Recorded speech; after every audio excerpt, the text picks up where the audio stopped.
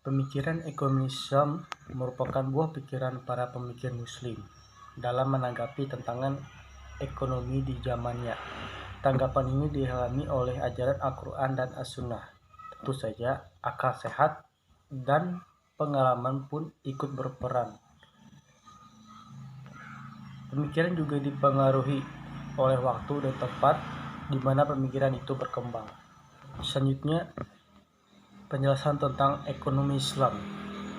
Ekonomi Islam merupakan ilmu yang mempelajari perilaku ekonomi manusia, yang perilakunya diatur berdasarkan aturan-aturan agama Islam dan didasari dengan tauhid sebagaimana dirangkum dalam rukun iman dan rukun Islam.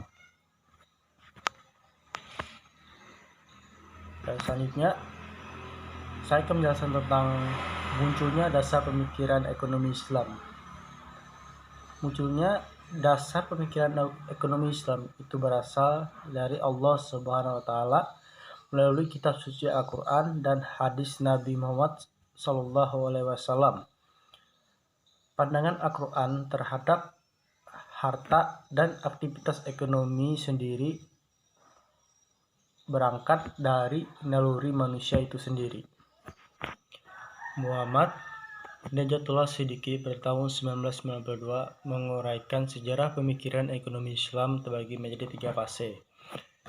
Fase yang pertama dinamakan fase peletakan dasar-dasar ekonomi Islam, yang dimulai sejak misi kenabian Nabi Muhammad SAW hingga pada tahun 1500 Masehi, atau tepatnya pada masa kejatuhan Andalusia. Fase yang kedua dinamakan fase stagnasi atau transisi. Ini dimulai pada tahun 1500 Masehi sampai tahun 1950 Masehi.